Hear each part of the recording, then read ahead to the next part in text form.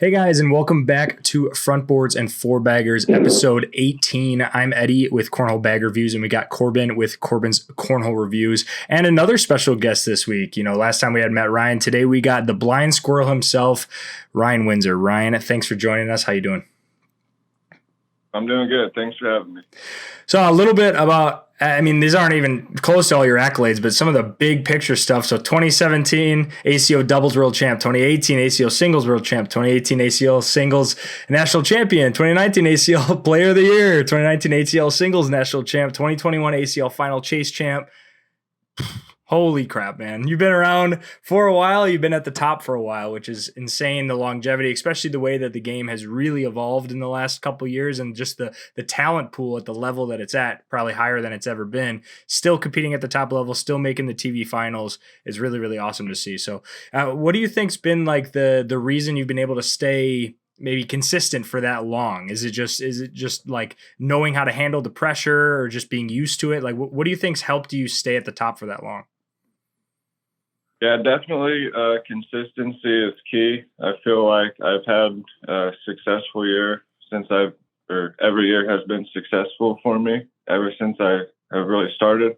I feel like a huge key to my success is honestly my mom, because when she bought a house with a nice 32 by 40 Morton building that has like central air, so it has like heating, cooling, bathroom and all that stuff, and I can fit a set of boards in there, and I can practice every day, no matter the weather. Like if it's snowing out, I'll just turn on the heat. If it's super hot out, I'll turn on the air, whatever. And she only lives 10 minutes from where I live, and she's had that place for like 6 years now or so. So that's really been a big key to my success, is having that Morton building and having a spot to practice. That way I can go practice every single day for 3 to 5 hours or whatever it may be. Yeah, your mom's awesome. So jealous, man.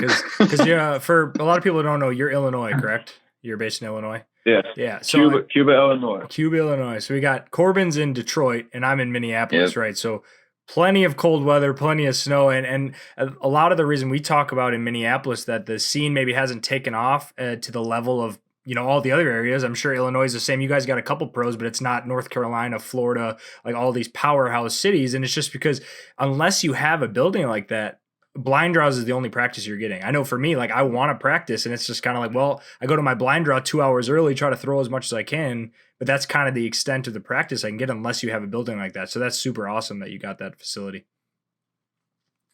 Yeah, blind draws are fun, but you don't really get a lot of reps. A lot of facilities or a lot of bars or whatever, you can only fit like 4 sets of boards, and you'll have a lot of people. So there's really just a lot of sitting around drinking beer and just chit chatting at blind draws. So yeah. I can't really get a lot of reps in that way. When I practice at home, I can just throw till like my arm falls off. But so we'll get into talking a little bit about the bags. Corbin, you want to start? We'll flip it. You can start with the Typhoon and then go into carpet after. But... I'd love to. Yep.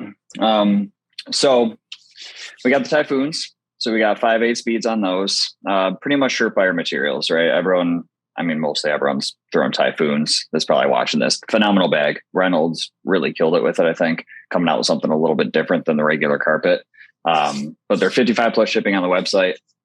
How do you like them, Ryan? I know I've seen you throwing them a little bit, but you're mostly a carpet guy. So how do you like the Typhoons comparatively?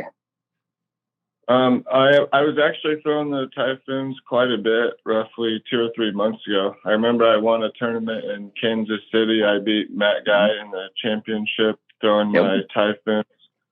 I would say the Typhoons are nice for the most general public or whatever, but for me personally, it was hard to flop and roll with them, and that's kind of who I am, and that's how I play. But the thing I love the most about the Typhoons is they're a lot easier to airmail. So it's more of just slide, block, and airmail. So basically everything was just in a straight line for me. Compared to the Platinums that I've been throwing recently, I can do reverse curveballs, normal curveballs, flops, and I can really do every angular shot I want to. But with a Typhoon, it's basically I can't do that. It's just straight line right down the middle. Yeah, just straight in. I get that. How do you like the Typhoons, Eddie? Well, and so everyone knows I throw a lot of Surefires, throw a lot of Surefire variants, and I throw Surefires are probably my main bag that I throw. The thing that I like the Typhoon the most, and that I said in my comparison of Surefires to Typhoons and everything, was that because the Typhoon was a tad bigger and a tad floppier than a normal Surefire, I found it collected ridiculously easy compared to a normal Surefire. Like I'm not a flop roll guy, but I'm a huge cut shot guy, left, right cut, right, left cut, like power cut shots. And I could cut the Typhoons super, super easily. And I thought that I could collect Typhoons really, really easily. Like the movement I could get out of it, even with it being that Surefire forgiving bag, is the reason I thought it was a really good bag. And to your point, airmail drags were like super easy for me. Like it's just that bigger bag. I felt like if I hit any part of the bag in an airmail, it would yank it with. So I really enjoyed the airmail ability of the Typhoon. So, I mean, everyone knows that I throw my Surefires, but the Typhoons, I'm always down to throw Typhoons if anyone wants to throw Typhoons. Yeah, they're not a bad bag at all. I mean, when Reynolds came out with them, I was like, this is different. They're kind of switching things up, and I think they killed it with them. Everyone loves them, and I see them thrown constantly. I'm on the same page as Ryan, basically. It's a good enough bag. I like it enough, but Surefire variants aren't exactly my thing. I'd much just rather throw carpet in that essence, get the maneuverability of the carpet, but they are a really good bag. Let's get into the Platinums, Ryan. You throw those right now. So we got like 4 and 7 to 7.5 speeds on those. 65 plus shipping on the website, windsorbags.com. What do you like more about those than you did the Pro Advantages? So I was testing a lot of materials in my Morton building that I mentioned earlier, and I was trying to come up with this perfect bag. There was a bag I really, really liked like 6 years ago, and I won't exactly say what it was, but I was trying to like replicate that bag, but I also still wanted the carpet bag, so it was figuring out that slick side. And, I was testing a bunch of stuff, and basically comparing the Pro Advantage to the Platinum, the Pro Advantage felt more full to me. And so I think since they were slightly more full, they would kind of hold up on the hole a little bit more. So that would cause me to like shoot airmails on my last bag to try and drag that bag because they weren't like, they just weren't falling in for me. But these Platinum bags, they're a little bit more looser. So I think that caused them to be a little bit more hole friendly. And I think, like you mentioned, it was a 4 and a 7. So they're slightly still slower than the Typhoons. I always throw slow bags. I struggle really bad with fast bags because the way I throw my bag.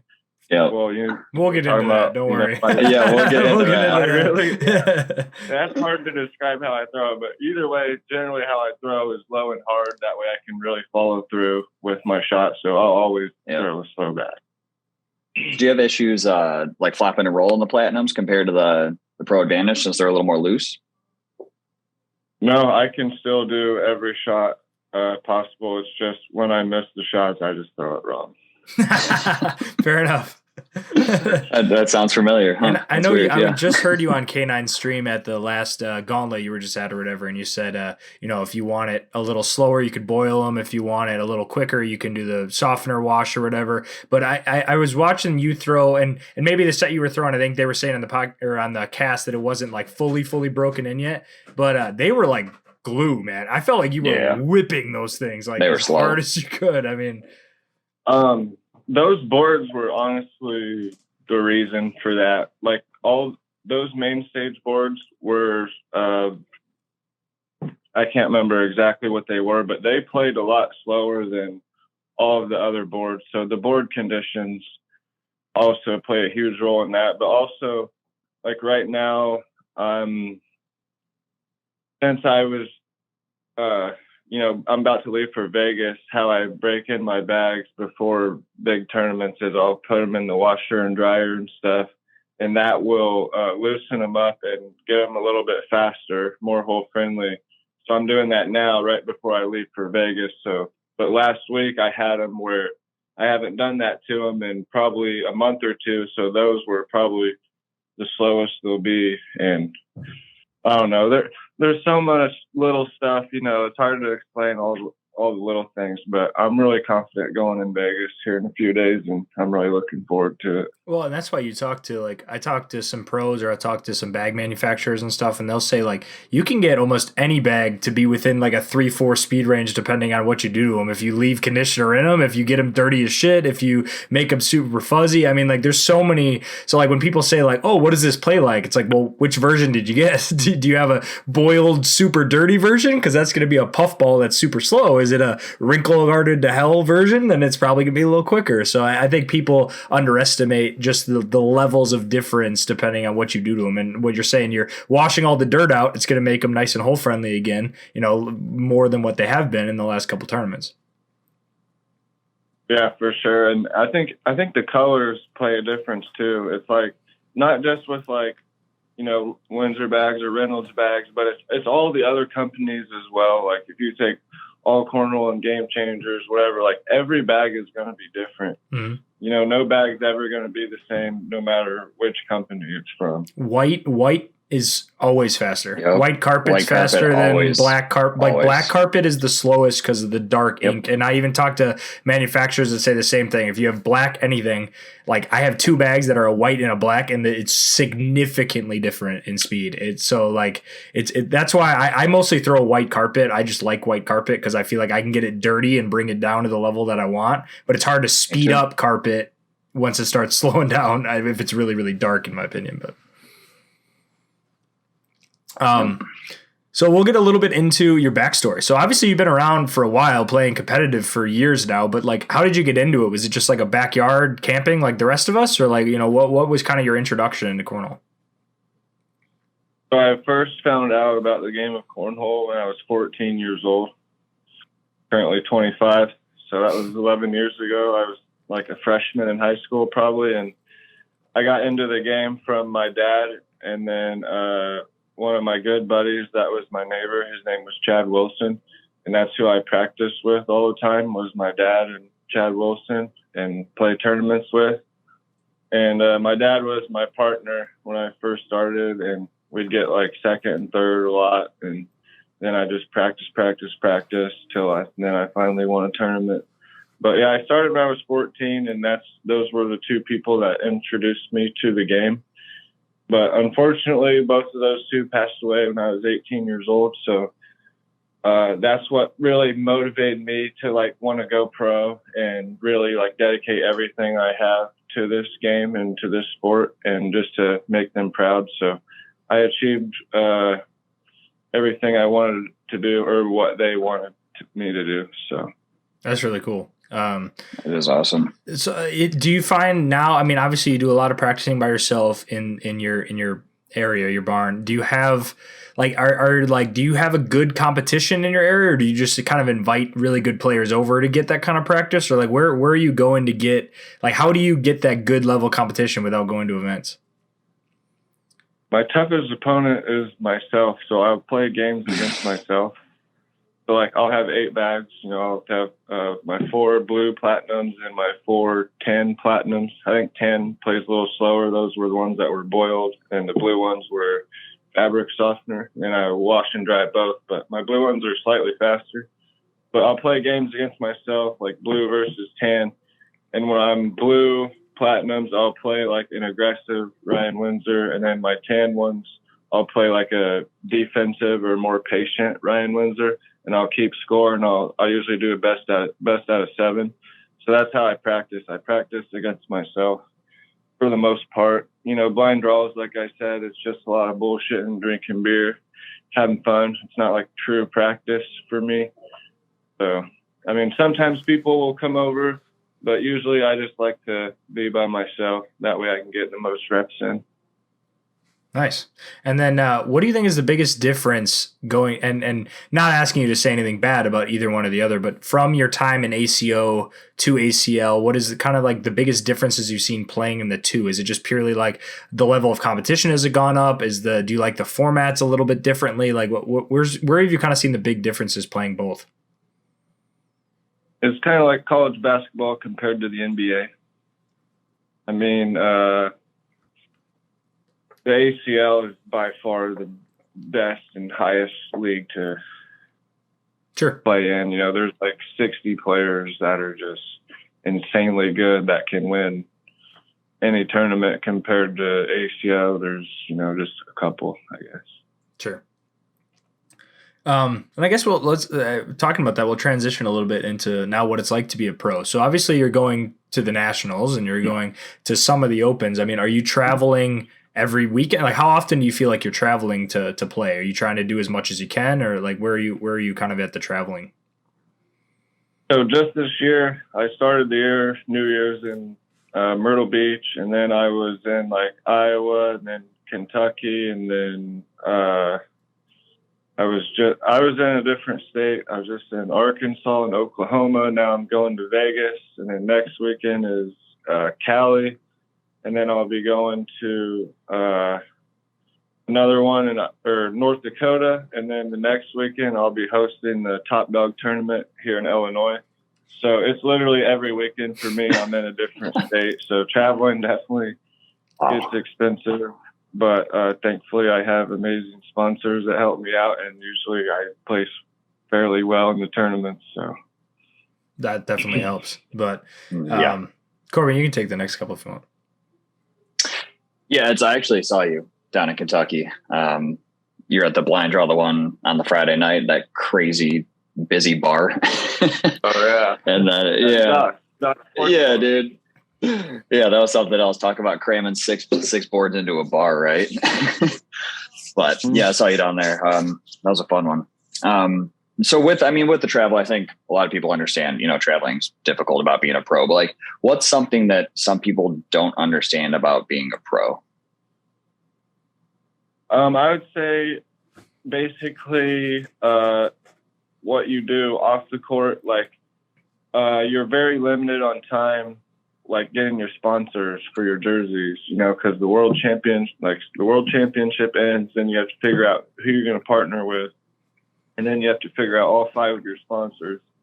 You have to get all the logos and like certain PDF formats, this and that, and then you got to submit those to the ACL really, really quick, and then that way they can have a couple months or whatever to have the jerseys done in time for the first national.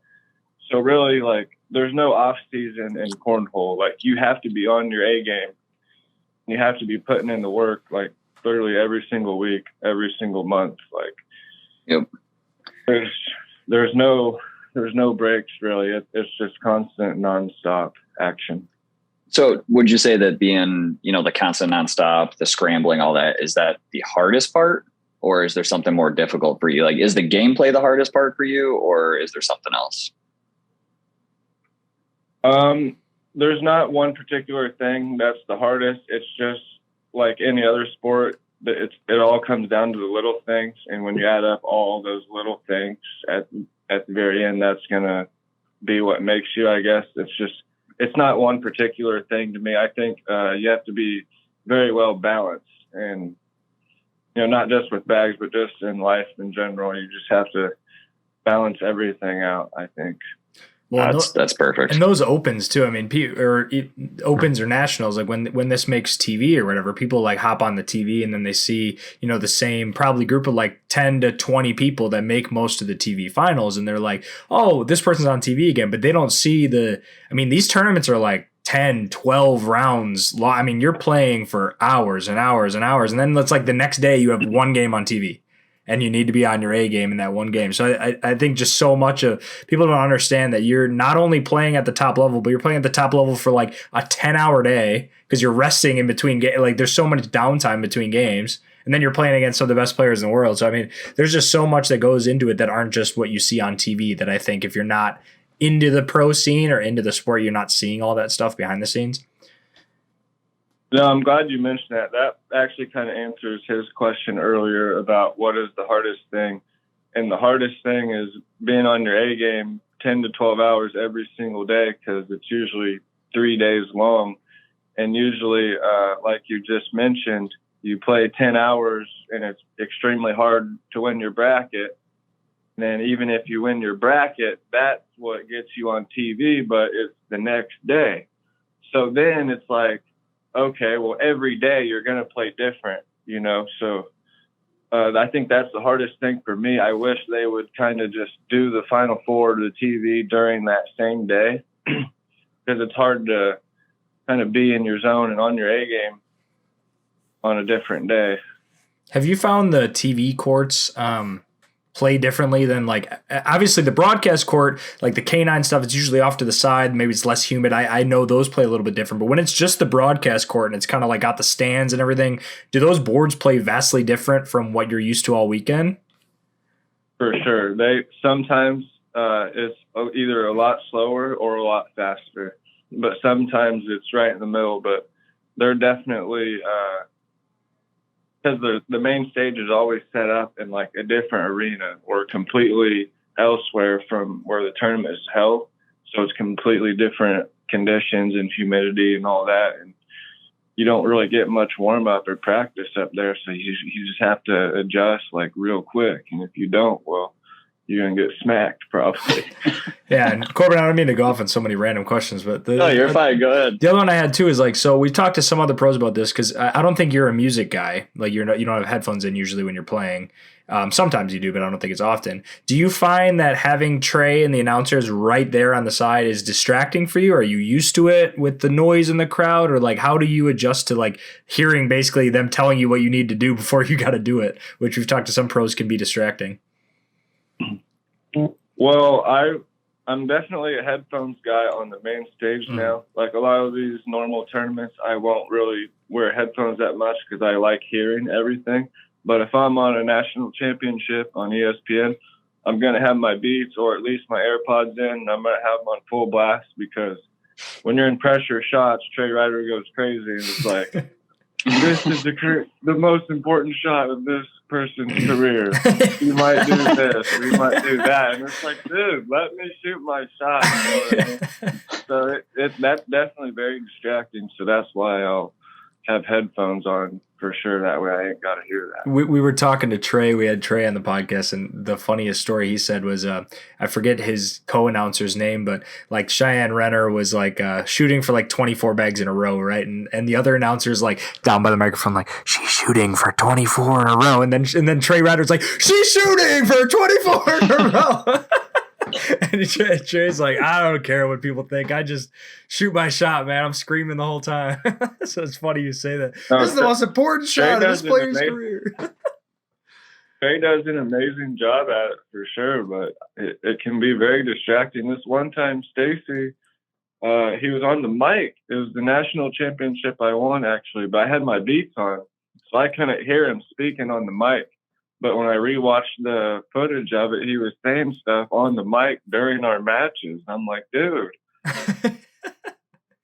Yeah, thank God for the headphones then. But Corbin, if you want to go into the players thing, yeah, for sure. Yep. So Ryan, we're carpet guys, right? Eddie's more of surefire and quicker bags. I'm all about muddying up the board, making it hard for the opponent. So knowing that that's your style, are there any type of players or any specific players, if you feel like mentioning them, that you either play poorly or well against? I feel like I can pretty much match up very well against everybody. I understand everyone's strengths and weaknesses just based on experience, because I've been playing for 11 years. Yep. And I watch a lot of YouTube videos on all my toughest opponents. I would say my toughest opponent is Matt Guy, but he don't even flop and roll and all that. When I block, I know he's going to airmail every time. He's shooting it. But and usually he hits it, so it's like I'm just blocking myself. But I would say, so then I'm like, okay, I'll just go hole for hole with them, and then he'll like throw like 32 in a row or something. But no, I'd say Matt Guy's my toughest opponent, and then after that it's Trey Birchfield. I love playing Eric Davis because he'll always throw blockers. Just highlight reel shots. You guys just have sloppy matches. Yeah. It's a lot of fun to play against people like him. But I feel like I match up pretty good against anybody. So you can just 4 in the hole. I mean, if you're playing Matt Guy, you don't have a problem having just a long match going 4, 4, 4. You know, if someone misses, hey, 2 points, cool. Like that doesn't bother you. You don't get to a point of being frustrated and just want to muddy it up and hope he misses. Pretty much, it's going to be a dogfight. You know, I'm probably going to be dialed in usually, and so will he. And it could go either way. It's going to be a dogfight, and he's probably won a little bit more against me than I have against him. But maybe it'll be me versus him. I don't know. Let's see it. So, like, when you play a person like Matt Guy, right, and you know going into it either, like, let's say you make the choice in your head, like, I'm just going to go hole for hole. Like, I don't want to try to block myself. Do you pull out, like, your faster platinums, or do you use the bag you've been using all day? Like, I mean, do you go for a more hole-friendly version of what you've been throwing just because you know you don't want to hang up, really, because you're not going to play that block game? Or do you just throw the same bag all the time? Honestly, I just try to focus on myself and my own game. I don't really think about who I'm playing or my opponent so much and what they're doing, because it doesn't really matter what they do. Honestly, it matters how I go out and I perform. I'm either dialed in and I'm on my A game, or I'm not. Sure. That is fair. We talk a lot about this between pro, advanced, competitive, stuff like that.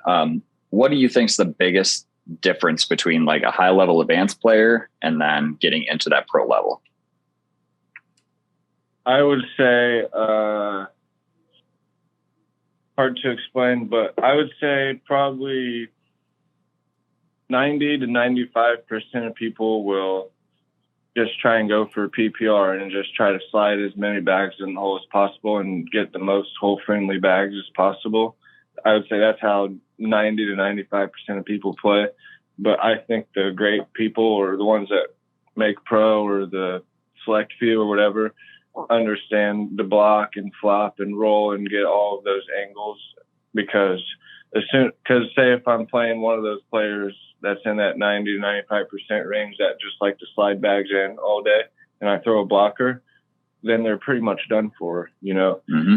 So I think that's the difference between, I guess, good and great players, or advanced and pro players. I was talking to, I played at a blind draw last night with one of the best teams in Minnesota, or the Executioners, you know, Juan and Chico. You were up at Triple Crown, right? Mm-hmm. So I was playing with them last night for a while, and I was talking to Juan, and I said the biggest barrier that Minnesota has is that we don't have any top tier block role players.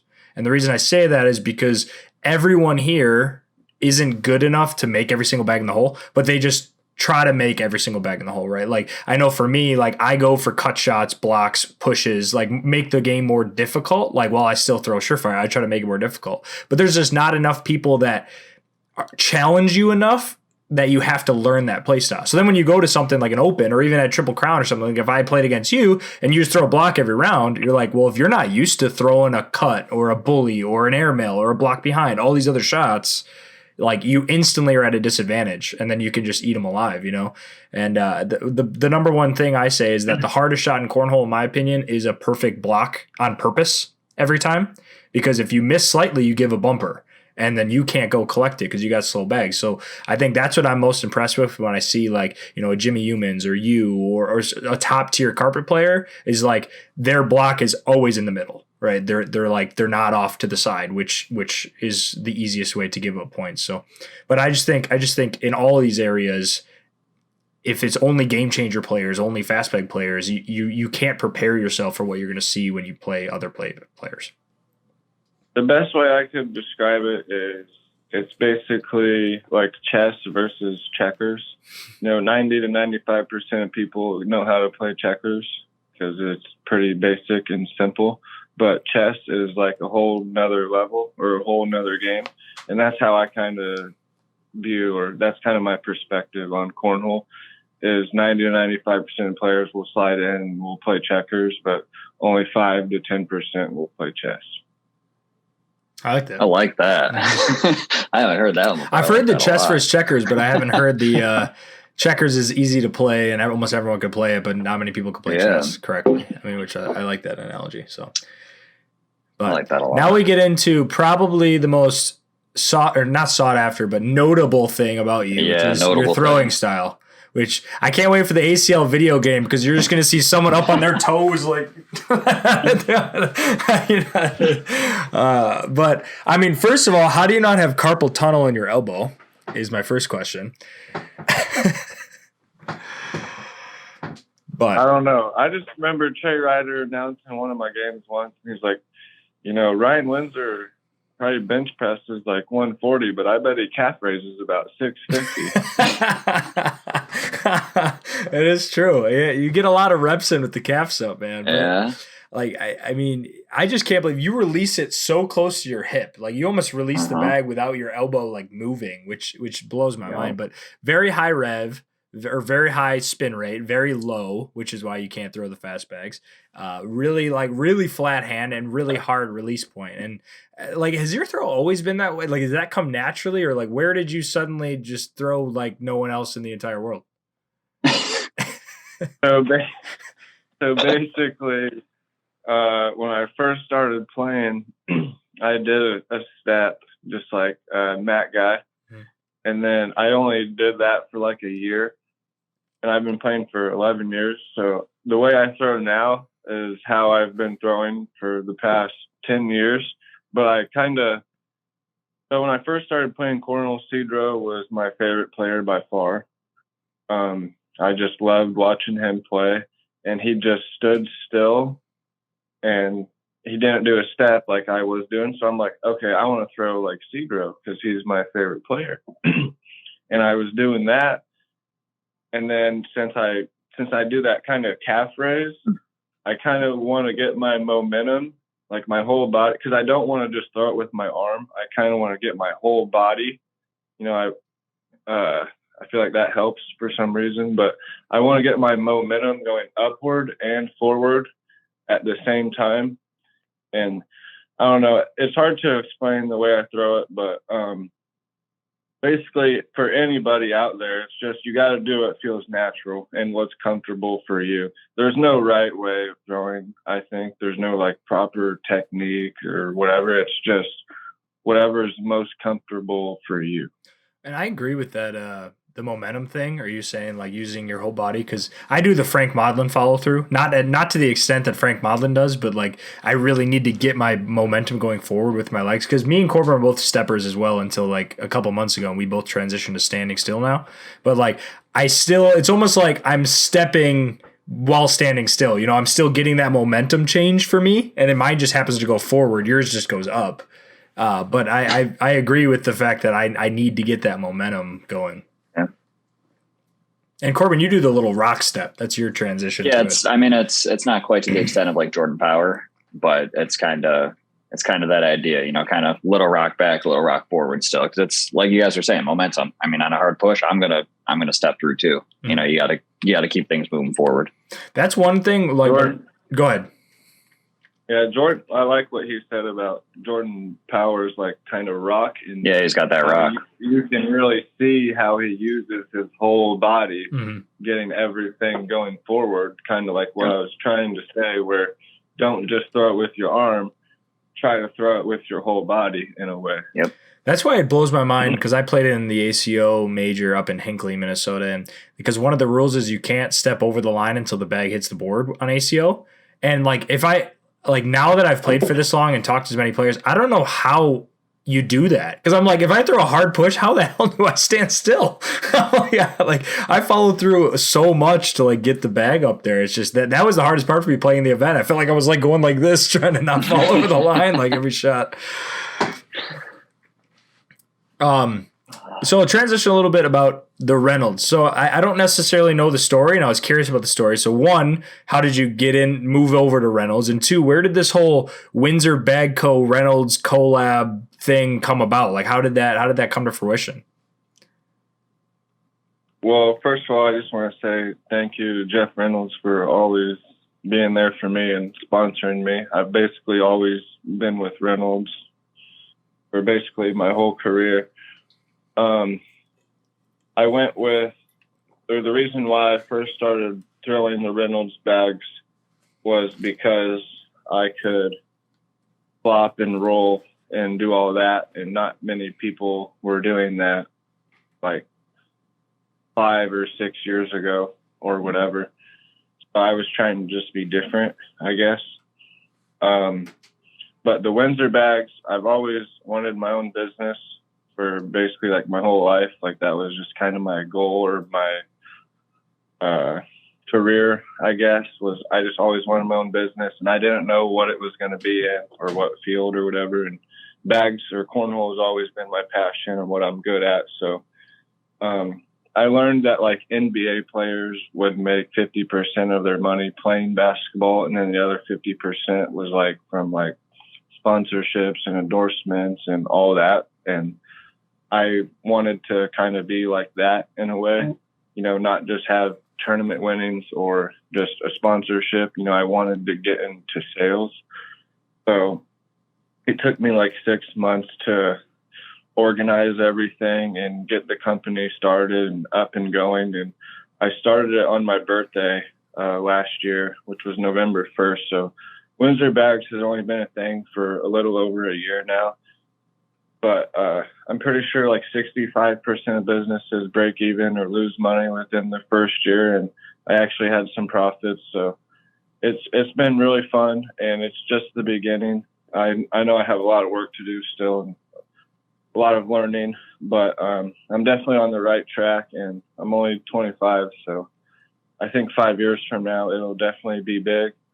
But basically Windsor Bags is, I just co-brand my bags. So like I'll have Windsor Bags logo and Reynolds bags on bags. And then I'll have manufacturers for like t-shirts and hoodies and hats and all that. And then I have boards on the website as well. And you know, anything's possible. I can only go up from here, I think.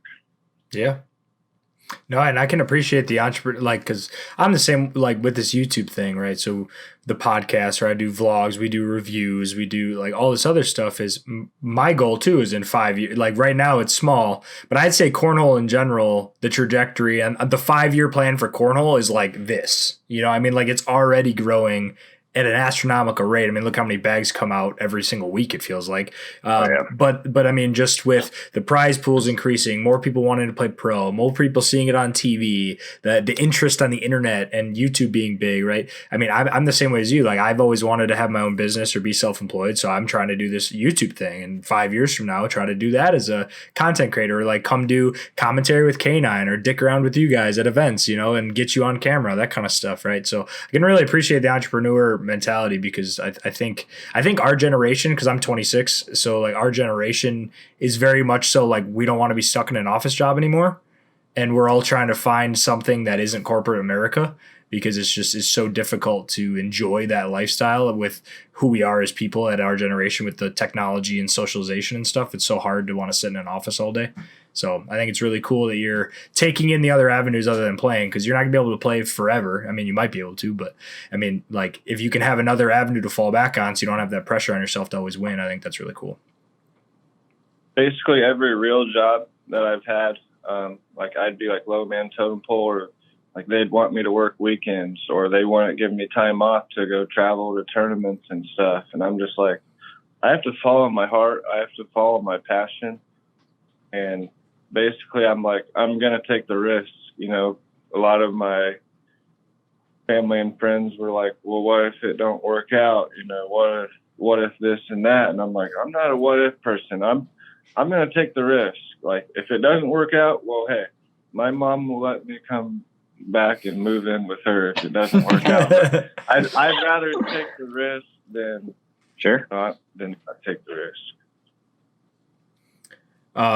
Corey, you want to take the partner part?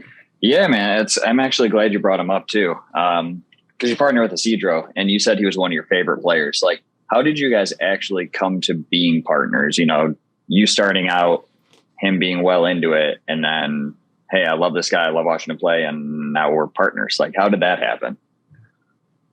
Well, he wasn't one of my favorites. He was he was the favorite. The guy. My bad. Sorry, I misspoke. Far. He was my favorite player by far. So yeah, when I first started playing bags or cornhole, whatever, he was the king of cornhole. He was like the best in the world, and he actually lived in Illinois just like me. So I'm like, I gotta meet this guy. So I would always try to figure out which tournaments he would go to. So I would message Rudy Rutherford. He's like considered the godfather of bags.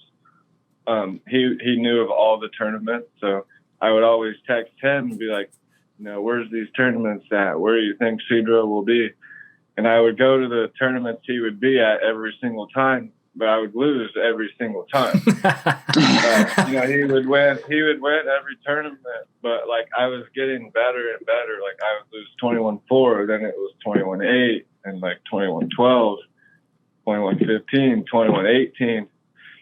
And then I finally beat him after so many times, but he would just slide him in all day long. Then I was like, okay, I got to block him. Then I block him, and he would just drain the airmail every time. I'm like, dude, this man is just different. This man is just on a whole nother level. I don't get it. And so anyways, his normal partner was Steve Vandiver.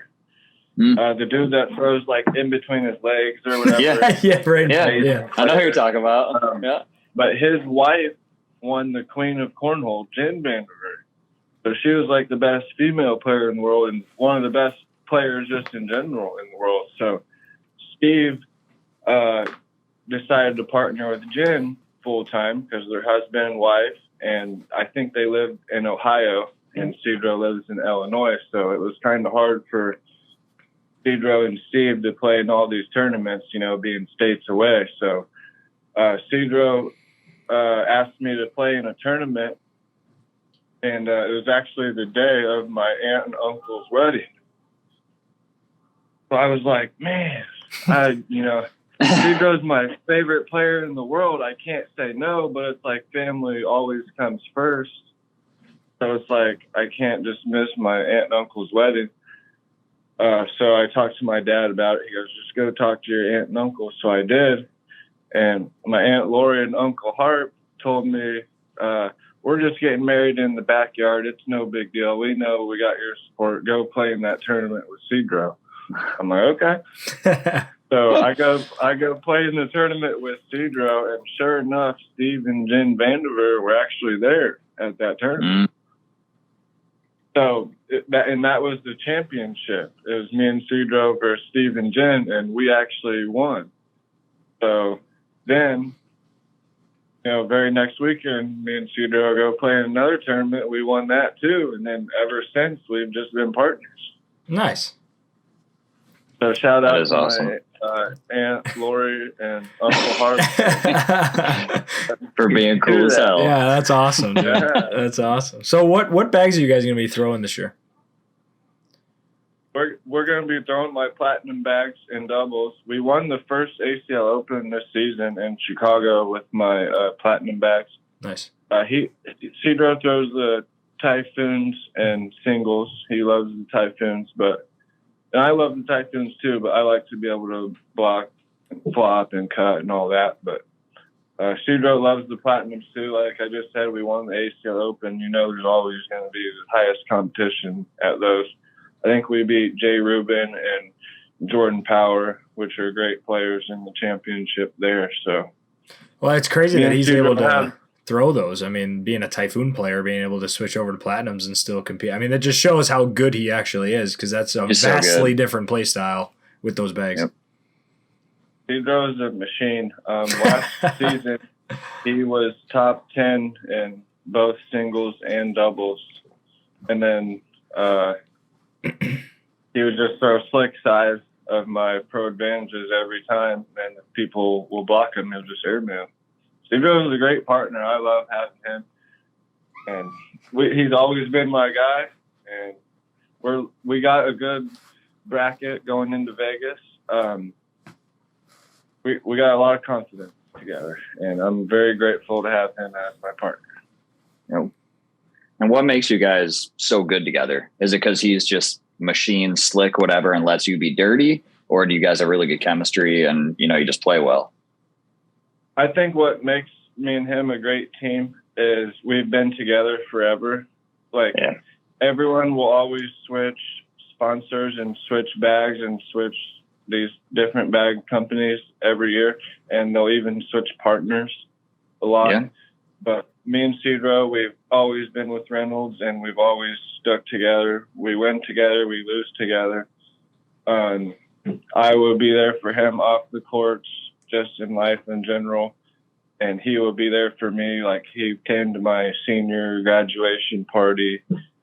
He's been there for me for a lot of other stuff in life, just off the courts. So no matter what, Cedro will always be my good buddy. So that's awesome. I think that's what makes us so great, is that we always stay by each other's sides through the dark times and tough times. We always will have each other's back on and off the courts. That's awesome, dude. So what do you find as the, because I love that you say that, because I was talking to my doubles partner recently, and I think we've played like 5-6 tournaments together, and I think that the biggest hurdle is getting over the barrier of being afraid to let your partner down and knowing that your partner wants you to take the shot, right? Like, I mean, like if you got the thing open and you're like, I'm going to roll the bag, like, you guys are at the point now that he's not, you don't need to ask him, like, hey, do you want me to roll? Like, he's just like, I trust you, you do it, right? But getting to that level of trust where, like, if you guys lose, he's not going to be mad at you or blame you, or something, because you missed the airmail or whatever has it. I think getting to that level is the biggest hurdle, in my opinion, for a doubles team, is getting to the point that you could just trust each other and be like, we win or lose together. It's, that's how it goes. Yeah, basically I'll do my thing. He'll do his thing. We won't really communicate with each other. The only time we'll really communicate is if we don't know if, like, a bag fell in the hole or not. Like, he knows what shot he's going to do. I know what shot I'm going to do. We're never going to tell each other what to do. We'll just say, well, this is kind of the situation or whatever. And he's going to do his thing. I'm going to do my thing. And it always meshes up together. And we've always been at the very end every time. But it's like we haven't won a national championship yet, but hopefully Vegas is the one for us. And then I guess it leads me into the question, because, like, there's a lot of different dynamics to doubles partner. Like, we were talking to Jamie Graham, like, he said for years he was partners with, like, his boys that he went out with afterwards and got drink. They had that chemistry. Or, like, then you got the teams that throw the exact same bags, or you got the teams that have the exact same play style. Like, what do you think is the biggest key, in your opinion, to a doubles team, a doubles partner? Like, what do you think is the most important attribute for you guys to be on the same page about, or that kind of thing? Great question. I would say definitely the types of bags you throw. You're going to have to throw the same types of bags as your partner. And then I think chemistry, like you said about Jamie Graham going and hanging out and having drinks with his partners on and off the court. But then again, I guess you don't necessarily need a lot of chemistry to win, because him and Matt Guy won 2 national championships last year. There's not much chemistry there, I don't think, but they still got the job done. So. I think he called that one he called it a business interaction. But they're there to win. They're there to win. But they're both I think they're both just so good that doesn't really matter. But I like that. And then I think this is probably one of the most common questions that I'm sure you probably get asked, or people are wondering, of where the heck's the story of the Blind Squirrel? Why are you the Blind Squirrel? What the hell? Like, where did that come from? So it was my first ever ESPN national championship I played in, which was like 3 years ago. It was in Florida. It was outside, like a baseball field. Well, I won my brackets. I made it on ESPN, and then I played Jordan Kamba in the championship, and then I won the tournament. So the ACL, which Jordan Kamba was #1 player in the world at that time, and the ACL was kind of trying to start something on Facebook or something. I'm not exactly sure, but the ACL posted a meme that said how Jordan Kamba was #1 in the world, blah, blah, blah. It was like, Jordan Kamba on Ryan Windsor beating him. A blind squirrel finds a nut. The ACL posted that.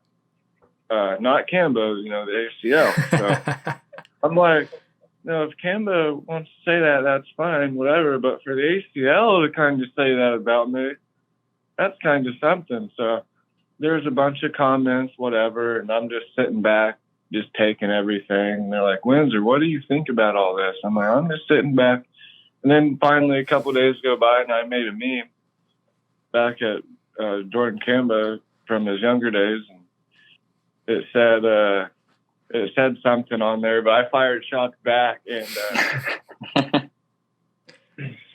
then I won a national championship every single year. I've been in the ACL. I've been in the ACL for 3 years, and I've been ranked 1, 2, and 2.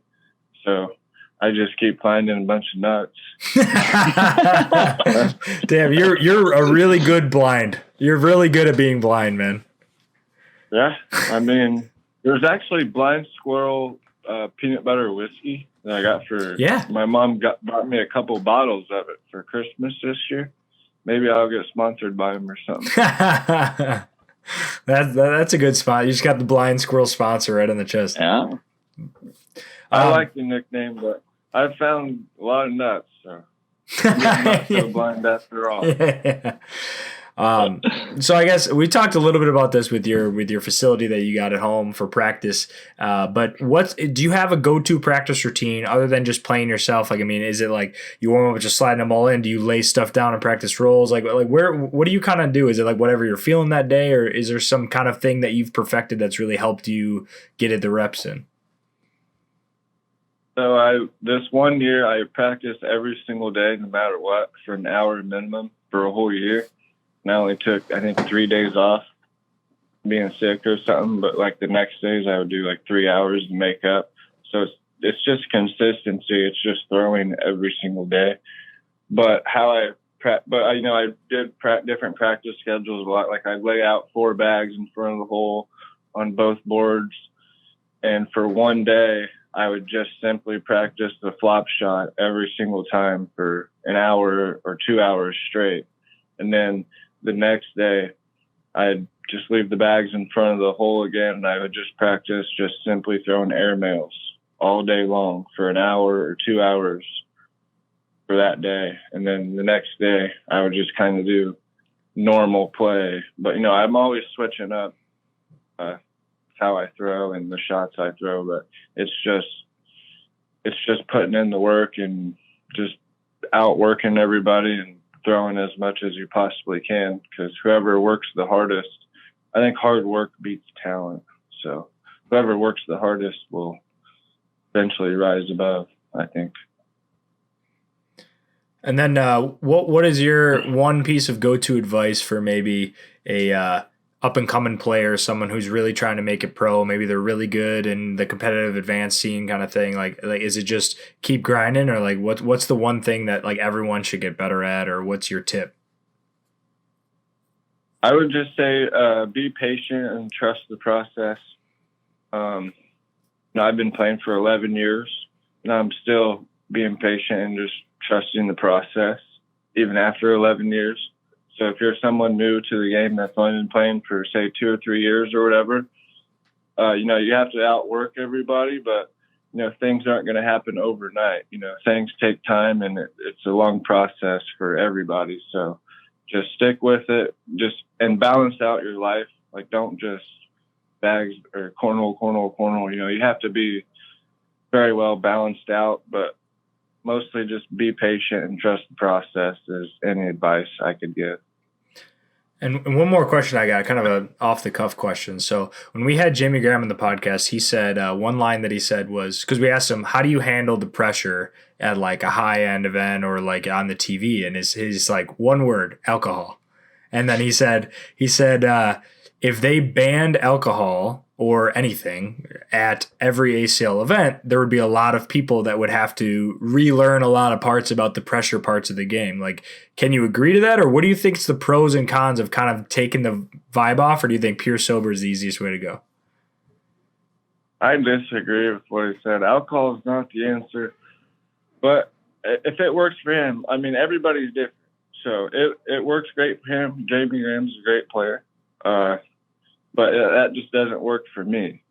Sometimes I'll drink and play drunk, whatever, but that's definitely not the answer for me. I think the answer to just staying calm and handling pressure is just, I think it's all in your breathing. There's like certain breathing techniques I've learned, and it's just staying calm and just focusing on yourself and the bags you're holding, the bags you're throwing, and the hole that you're shooting at. Don't look at the crowd. Don't look at all the lights around you. Don't look at the people recording. Don't like look at everything. Just focus on you, your bags, and the hole, and staying calm. And I don't know. I don't think alcohol is the answer, but it works for him. Everyone's different, but not for me. Oh, well, awesome. And then we've kind of finished most of the questions we wanted to ask. So do you want to do a shout out for all your sponsors and stuff? Yeah. So this year I have new sponsors, which I'm very grateful for all my sponsors. I haven't got my jersey yet, but I'm going to get my jerseys in Vegas. But I have 4 sponsors this year. Actually 5. I have 5 sponsors this year. I would like to shout out to Windsor Bags, Reynolds Bags, SWAT Cornhole, 21 Apparel, and Genesis K Motion Tape. Awesome. Those are my 5 sponsors this year, and I'm very grateful for each and every one of them. Well, Corbin, you got any other questions you want to ask? Man, I think you kind of answered everything. Well, honestly. Well, guys, I mean, obviously one of the greatest players to play in the last at least 8-9 years, and going to continue to be one of the top players in the future. He's always at the top. He's always competing at the end. But make sure you guys check out, is it windsorbags.com, or what's the website to your?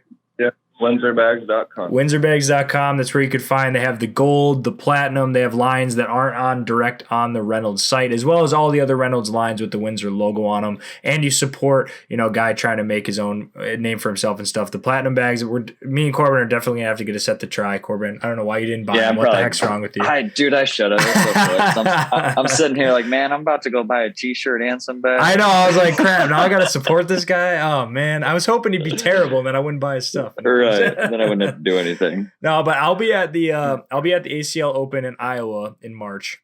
So I know we hung out for a little bit at Triple Crown, but I'd love to hang out with you a little bit more in March timeframe, and maybe try out some of your bags. But everybody's listening, shout out to Reynolds. Check out Reynolds Bags. Check out Windsor Bags.